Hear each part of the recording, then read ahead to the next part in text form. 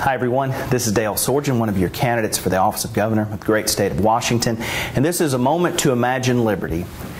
In my opinion, the Christian church is the greatest force for good that the world's ever known. This is in no way meant to diminish or overlook the atrocities that have been wrongly done by some in the name of Christ. It simply means that for its history, no other group or organization has had the ability to continually gather so many people together, united around the cause of caring for the poor, serving the needy, building communities, and spreading the gospel according to the Bible. The two greatest factors that have served to keep the church strong throughout its history have been its continual reverence towards the Bible and its autonomy from the state.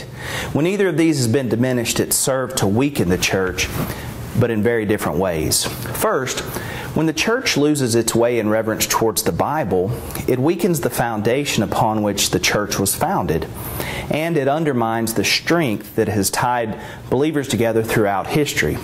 But to be clear, that is a church matter that is worked out in local churches among various bodies of believers as each wrestles with finding clarity and truth in the Bible. It's that continual struggle towards understanding and adherence to biblical principles and guidelines that's given the church its staying power. Of course, as a believer in the Lord Jesus Christ myself, I also attribute the church's staying power to the divine plan of God. But that also is a matter for the church and is of no interest or concern to those who choose not to believe, and I accept that. The church's autonomy from the state or the ruling government has been the second greatest contributing factor to the church's ability to continually accomplish its mission. When the church begins to be ruled by the state, or when the state begins to be ruled by the church, it weakens the foundation of the church, but again in very different ways. When the church begins to be ruled by the state, it weakens the church because it weakens the church's ability to seek truth according to the Scriptures. We find this throughout history, and we certainly find it true in the founding of our own country, as many of those who came here were fleeing from state-controlled religion in search of religious freedom. But maybe even more harmful to the church itself than the state attempting to control it is the church's desire to control the state. Once the church influences the state to enact laws that are persuaded by their particular religious beliefs and that are intended to diminish the personal liberties of an individual, the church's work and mission are compromised because it no longer becomes the passion of the church, but instead the work of the state. Never, to me, has this been more clear than in the heated debate over marriage.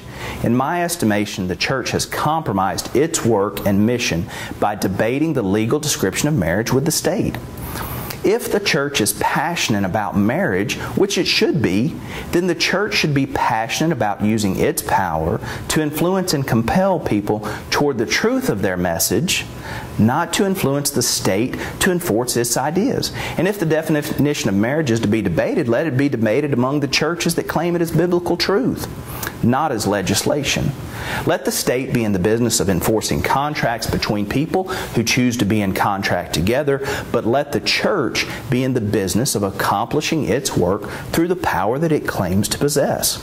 Christian people should be passionate about personal liberty because it resonates with the biblical truth of Christian liberty that we've been introduced to in the Bible.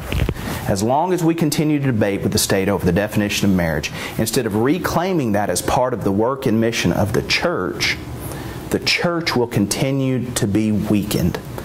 The statistics of the divorce rate being the same among those who attend church and those who do not attend church proves my point to be true.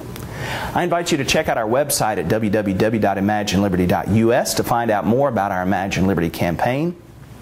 If you've already decided that you'd prefer to vote for a candidate that has a proven track record in working and collecting a paycheck from the government, and because things are in such good shape financially, you wouldn't dare risk voting for an independent candidate with no experience, well, then you're in luck, because one of the political sides will have the candidate that's just right for you.